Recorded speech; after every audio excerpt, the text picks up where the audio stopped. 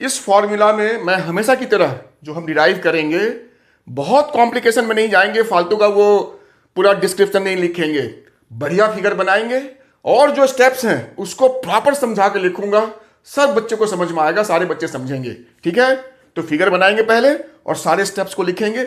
और एक बात और, ये जो लेंस मेकर फॉर्मूला है जिसको अभी हम प्रूव करेंगे, इस फॉर्मूला को एक्चुअली हम जो रिफ्रैक्शन एट स्फेरिकल सरफेस जो हमने डेरिवेशन करा था, जिसमें कि N2 upon V minus N1 upon U, N2 minus N1 upon R, ये जो हमने रिलेशन प्रूव किया था, इसको यूज करके हम इस डेरिवेशन को अभी करेंगे। ठीक है, तो आप रेडी हो जाइए। तो सबसे पहले हम बनाएंगे बढ़िया फिगर। एक स्ट्रेट लाइन खींचो, प्रिंसिपल एक्सिस उसको कहते हैं, और यहां पे एक साफ सुथरा कन्वेक्स लेंस ऐसे बना लीजिए बिल्कुल आसान तरीके से। ठीक है, ये आपका लेंस हो गया। रही बात, ये मीडियम मेरा एयर, इसको N1 ले लेते हैं, इस मीडियम को N2 ले लेते हैं जो ग्लास है मेरा, और इधर भी एयर ही है तो N1 ही ये मीडियम हो गया मेरा। ठीक है, अब यहां पे हमने लिया एक पॉइंट ऑब्जेक्ट जिसका इमेज हमें ट्रेस करना है रे डायग्राम के थ्रू। बहुत आसान फिगर बना रहा हूं, सबसे आसान फिगर, सारे बच्चे समझ में इसको समझेंगे। तो देखो, किसी भी ऑब्जेक्ट का जो इमेज बनता है उसको दो रे चाहिए, तो एक रे तो हमने प्रिंसिपल एक्सिस वाला रे ही ले लिया, वो रे यहां से निकलेगी, अलोंग द प्रिंसिपल एक्सिस चली जाएगी इधर। ठीक है, दूसरा रे हमने यहां से ऐसे लिया जो कि इस लेंस पे आया। अब देखो, ये रे अंदर जाएगी तो यहां पे ये रिफ्लेक्ट होके कुछ यहां आता। अब थोड़ा सा यहां समझना पड़ेगा आपको असल चीज। कहा अगर ये वाला सरफेस नहीं होता, जैसा हमने रिफ्रैक्शन एट स्फेरिकल सरफेस समझा था, उसमें क्या था, ये रे ऐसे गई, यहां हमने नॉर्मल खींचा था, और ये रे अंदर रिफ्लेक्ट होके आगे जाके उसने इसको यहां कट किया। क्योंकि इधर पूरा ग्लास है, यही मेन चीज समझना है। तो अगर यहां पे ये ग्लास कट नहीं होके अगर इधर पूरा ग्लास होता, तो ये जो मेरा रे है, ये रे मेरा बिल्कुल स्ट्रेट उस ग्लास के अंदर चलते चलते चलते चलते यहां तक आता और यहां पे इमेज बना लेता। ठीक है, ये तो कंडीशन आपको समझ में आ गया, ये इंपॉर्टेंट चीज है। लेकिन भाई यहां तो कहानी कुछ ऐसे है, सरफेस ये है ही नहीं, इधर मेरा जो मीडियम जो है वो ग्लास है ही नहीं, तो ये रे यहां से दोबारा रिफ्रैक्ट होकर के कहीं पास में कट करेगी, तो वही चीज होगा, ये रे ऐसे जाती अगर पूरा ग्लास होता, लेकिन भाई यहां तो ग्लास है ही नहीं, तो ये यहां पे दोबारा इस सरफेस पे रिफ्रैक्ट होगी और ये रे नीचे आएगी। क्यों नीचे आएगी, तो अगर मैं यहां पे एक नॉर्मल मैं ड्रॉ करूं इस सरफेस पे, तो डेंसर टू रेयर, तो अवे फ्रॉम नॉर्मल, तो ये रे अवे फ्रॉम नॉर्मल ऐसे बेंड करेगी, तो फाइनली यहां कट होगा। तो ये बात अब आपको अगर समझ में आ गया है, तो सबसे इंपॉर्टेंट चीज आपने सीख लिया। तो ये मेरा रियल ऑब्जेक्ट, और इस ऑब्जेक्ट का यहां इमेज बनता, लेकिन बना इमेज फाइनल यहां, तो इसको हमने वर्चुअल इमेज कह लिया। मतलब इसका ये इमेज यहां बनता, लेकिन अब ये इमेज फाइनली बन गया मेरा इस पॉइंट पे। हमारा फिगर जो है ऑलमोस्ट कंप्लीट हो चुका है। यही मेरा सिंपल सा फिगर था, सबको समझ में आया होगा। अब क्या करेंगे, इस डेरिवेशन को हमें इस वाले फॉर्मूला को यूज करके डिराइव करना है। तो लिखेंगे फॉर फर्स्ट सरफेस, कौन सा सरफेस, ये वाला सरफेस, सरफेस 1। अच्छा, इसका रेडियस R1 इधर को कहीं पे होगा, इस वाले सरफेस का रेडियस मैं R2 ले लेता हूं जो इधर होगा। अगर हमारा ये इक्वी कॉन्वेक्स लेंस होगा तो R1 इक्वल्स टू R2 हो जाएगा वैल्यू में, बाकी साइन कन्वेंशन का देखेंगे। तो ये R1 ये R2। तो देखो ये इक्वेशन क्या कहता है, जिस मीडियम में रे जाती है पहले वो मीडियम लिखेंगे।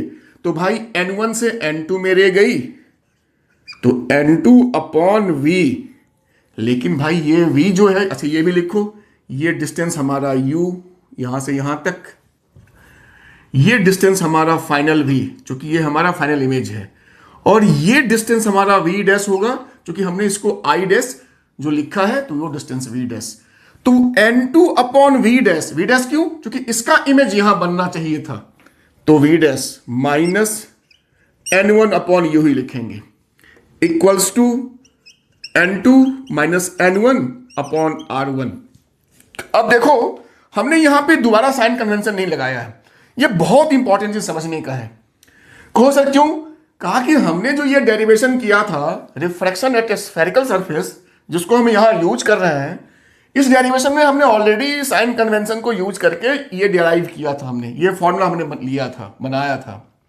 दोबारा से यहां पे हम साइन कन्वेंशन यूज नहीं करेंगे, केवल हम यू वी एफ जो भी है उसकी वैल्यू डाल देंगे। समझ में आ गया? तो ये हमारा हो गया इक्वेशन 1। असल जो है प्रॉब्लम आपको यहां हो सकती है फॉर सेकेंड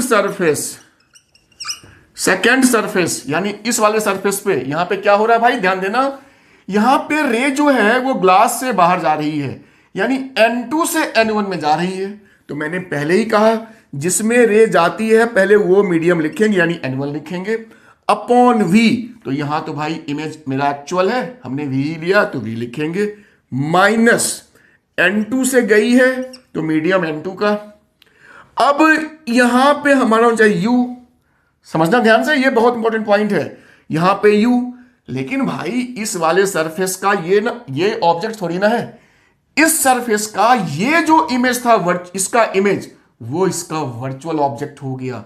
तो सेकेंड सरफेस का ये ऑब्जेक्ट और वो फाइनल इमेज। फिर सुनना, सेकेंड सरफेस का ये हो गया ऑब्जेक्ट और ये फाइनल इमेज। तो इमेज का तो हमने लिख लिया। अब ऑब्जेक्ट डिस्टेंस जो u होता है इस वाले केस में हमारा यहां पे v डैश होगा। यही इंपॉर्टेंट चीज समझना था आपको, v डैश। इतना समझ में आ गया तो काम खत्म।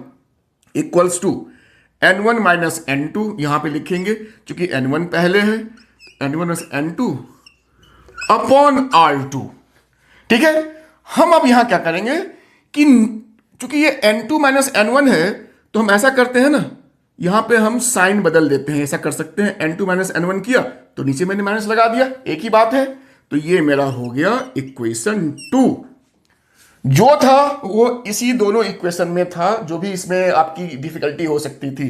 सबसे ज्यादा प्रॉब्लम लोगों को यहां पे होती है। खैर आपको समझ में आया होगा जैसा मुझे लगता है।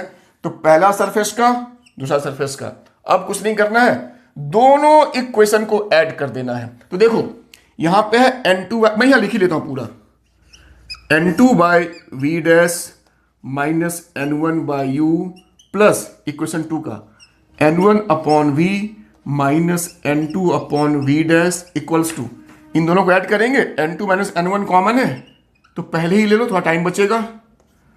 इसमें है 1 बाय R1, यहां लिखो, और करना तो प्लस है बट ये पहले से ऑलरेडी माइनस है तो माइनस ही हो जाएगा, तो 1 अपॉन R2 लिख लिया।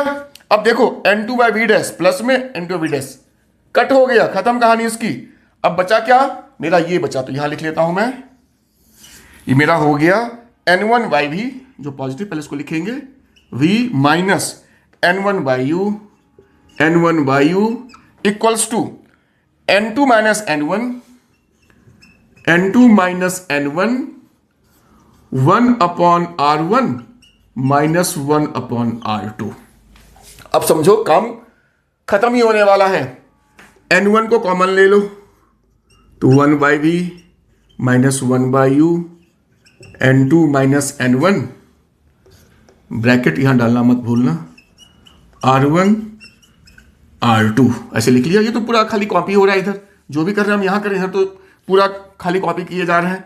अब अगर N1 को मैं लेके चला जाऊं साइन के उधर तो ये नीचे यहां पे डिवाइड हो जाएगा, तो मेरा यहां बचा 1 by V minus 1 by U हो गया N2 minus N1 upon N1, और ब्रैकेट में वही चीजें जो बार बार लिख रहे रिपीट कर रहे हैं, ये हो गया। अब थोड़ा सा यहां पे एक अजम्पशन करते हैं। मेरे हिसाब समझो तो देखो 1 by V minus 1 by E, lens में क्या होता है 1 बाय एफ होता है, तो चाहो तो तुम सीधा लिख दो भाई, मैं बिल्कुल कहूंगा लिख दो, ये तुम्हारा फाइनल फॉर्मूला तुम्हारा प्रूव हो गया। लेकिन आपकी बुक में उन्होंने पता क्या किया है इस स्टेप के बाद, इसके बाद वो लिखते हैं व्हेन ऑब्जेक्ट आपका अगर हो जाए कहां पे, इन्फिनिटी पे, ऑब्जेक्ट जब मेरा इन्फिनिटी पे हो तो मेरा जो इमेज होगा कहाँ बनेगा, फोकस पे बनेगा। तो उस हिसाब से v की जगह लिखेंगे f, u की जगह डालेंगे इन्फिनिटी तो 0 हो जाएगा, लिखने की जरूरत नहीं है। बाकी राइट साइड तो बिल्कुल कॉपी कर देना है जो बार बार हम लिखे जा रहे हैं, R1 अपॉन R2, और यही था आपका लेंस मेकर्स फॉर्मूला जो आपका प्रूव हो गया। अब इसमें एक छोटा सा और स्पेशल केस डाल देते हैं, फिर इसको खत्म करेंगे। और वो स्पेशल केस क्या है कि देखो N1 जो है मेरा अगर एयर हो और N2 को फिर मैं केवल N ही लिखूंगा। जब एक 1 हो गया तो दूसरे को क्या लिखना है, N2। N2 मेरा यहां है ना, N2 मेरा यहां है। अगर ये मेरा केवल N लिखेंगे तो ये हो जाएगा 1/f इक्वल्स टू N-1, क्योंकि N1 मेरा 1 है, 1 अपॉन R1 R2। तो ये थोड़ा सा स्पेशल केस था, आपको अच्छे समझ में आया होगा।